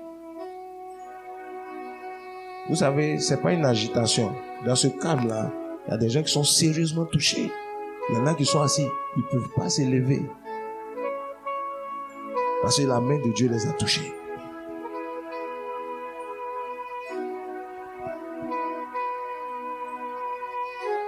Vous savez, on a besoin de l'Esprit de Dieu. Pour notre marche chrétienne, pour notre saison. Voilà pourquoi Dieu est généreux pour répandre son onction quand ses enfants se retrouvent. Et si tu es disposé ce soir, il y a une portion que Dieu a certainement réservée pour toi. Pour te booster à aller de l'avant. Ta vie n'est pas un échec. Non. Ta vie n'est pas un échec. Non. Ta vie n'est pas bloquée. Et puis c'est fini. Non. Tout dépend de comment tu abordes ton problème. Si tu abordes ton problème par toi-même, tu risques de voir que ta vie est bloquée. Mais si tu t'appuies sur l'Esprit de Dieu, tu vas voir que ta vie n'est pas bloquée.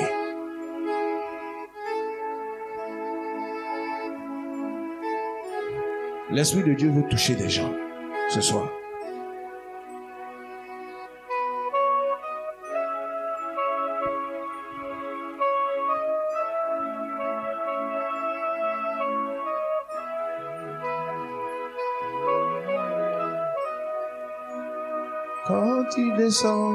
Quand tu descends, oui, tout s'arrête. Il y a transfert. Quand tu descends, l'atmosphère change.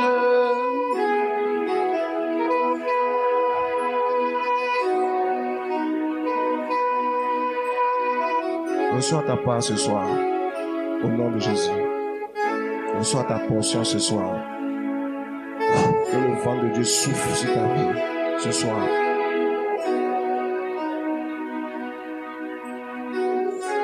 J'active au nom de Jésus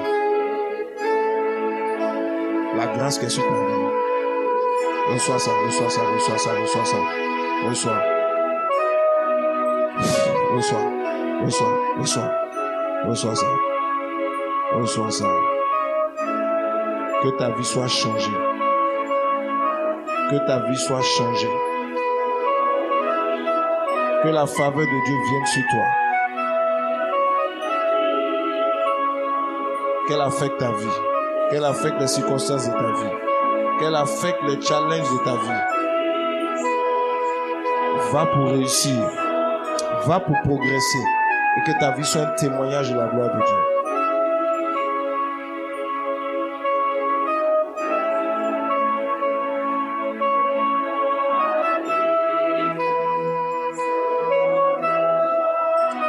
merci pour la vie de cet homme.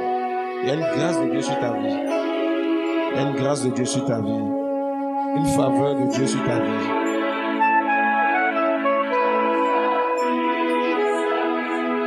Dieu a posé sa main sur toi ce soir.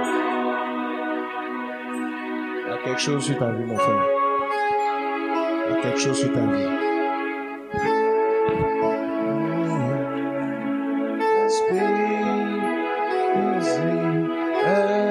L'Esprit de Dieu est là. L'Esprit est là. Le Saint, l'Esprit de Dieu est là.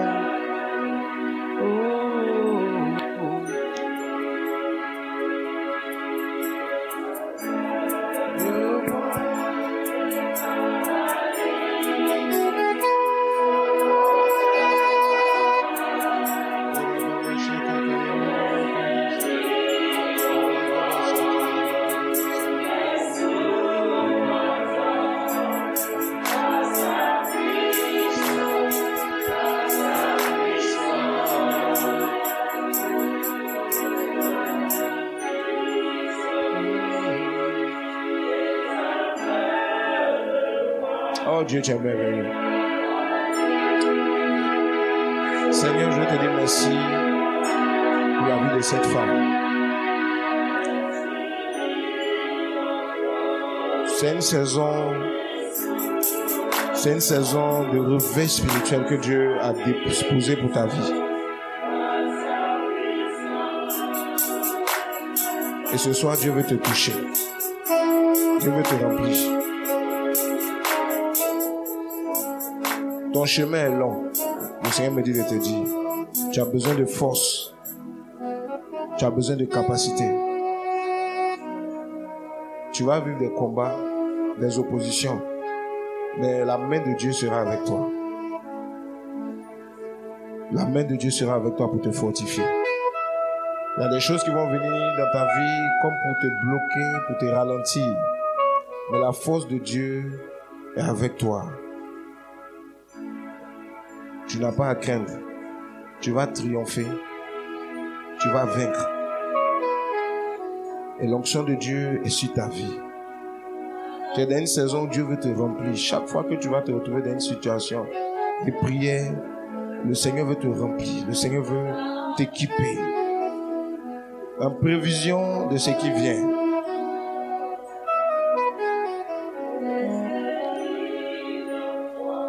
Ton oreille spirituelle aussi, Dieu veut ouvrir pour que tu entendes davantage sa parole. Tu viens d'un milieu où tu n'as pas vraiment appris, où tu n'as pas vraiment saisi comment Dieu parle.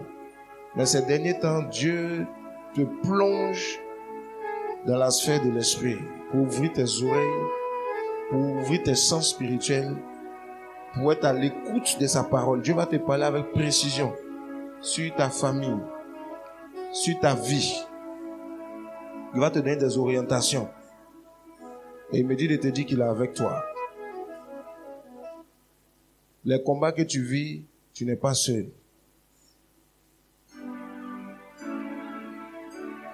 Il y a une onction prophétique sur ta vie. Une grâce prophétique sur ta vie.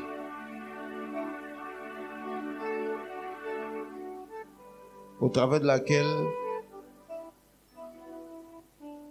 le fardeau de l'intercession te sera communiqué. Ça vient.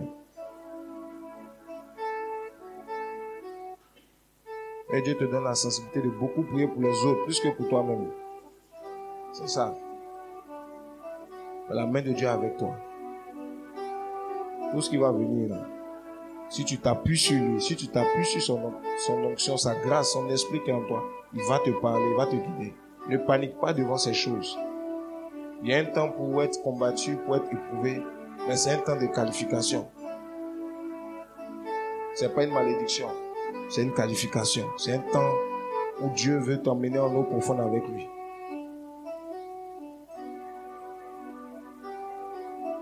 Que cette grâce de Dieu repose sur toi ce soir. Au nom de Jésus. Que tes oreilles spirituelles s'ouvrent davantage au nom de Jésus pour entendre les choses de Dieu. Que ton discernement spirituel s'ouvre encore davantage au nom de Jésus-Christ.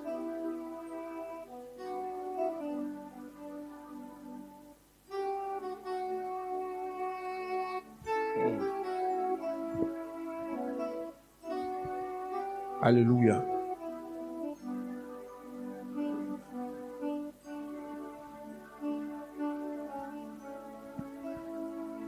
Demain, c'est un jour. Demain, c'est un jour. Reçois ça au nom de Jésus. Reçois ça. Reçois ça. Au nom de Jésus. Au nom de Jésus.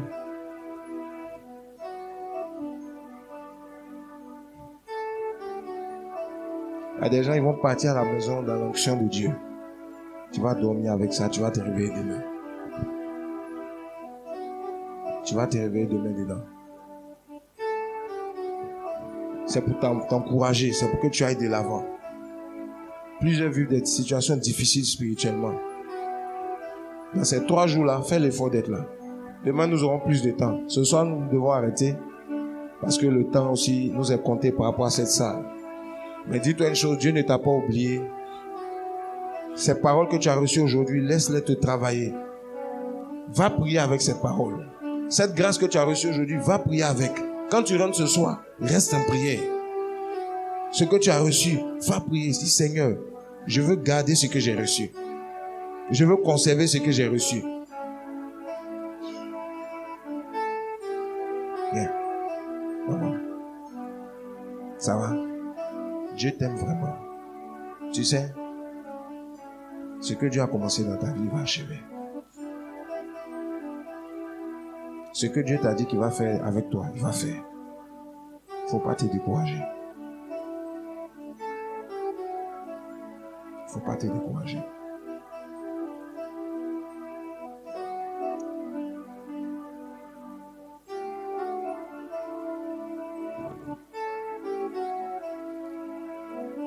Tu sais, la femme samaritaine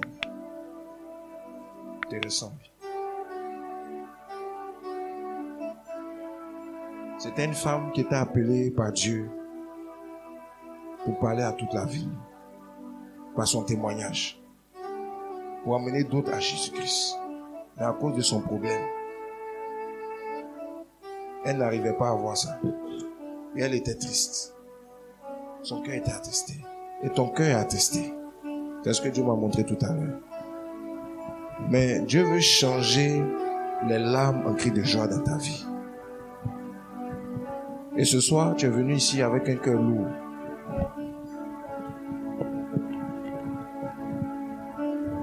Ce soir, la main de Dieu vient pour consoler ton cœur.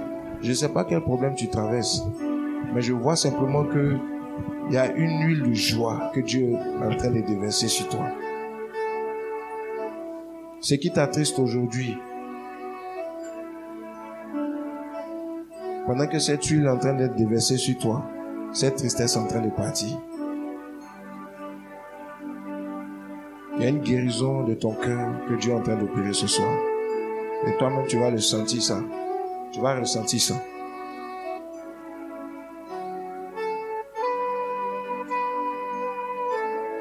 Cette tristesse-là, ces choses qui t'ont attristé là, qui pèsent dans ta vie, sont venues comme pour étouffer certaines choses que Dieu avait commencé avec toi. Par rapport à la prière, par rapport à la grâce de Dieu. Et ça fait que toi-même tu te disais, mais comment je vais faire? J'aime Dieu. Mais quand tu vois aussi la situation, tu es bloqué. Tu es freiné. Ce soir, c'est comme s'il y a une coupe. Une huile qu'on est en train de verser sur toi. Une huile de restauration. Et la main de Dieu vient sur toi pour restaurer ton âme, ton cœur. Le poids qui était sur toi s'en va au nom de Jésus-Christ. Au nom de Jésus. Dieu est un Dieu de miracles. Dieu est un Dieu de miracles. C'est lui qui connaît le cœur des gens. Il dit qu'il est venu pour annoncer la restauration à ceux qui ont le cœur brisé. Que ton cœur soit guéri ce soir. Que ton cœur soit restauré ce soir. Que cette huile que Dieu est en train de déverser sur toi te restaure. Restaure ton âme, restaure ton cœur. Le problème peut être là. Mais toi, ton cœur va changer. Et en plus de ça, Dieu est capable de faire déplacer une montagne devant son enfant aussi. Que Dieu t'accorde une restauration profonde et qu'il affecte les circonstances de ta vie. Au nom de Jésus. Au nom de Jésus. Alléluia. Amen. Que Dieu soit béni. On se donne rendez-vous demain. Que toute la gloire soit au Seigneur.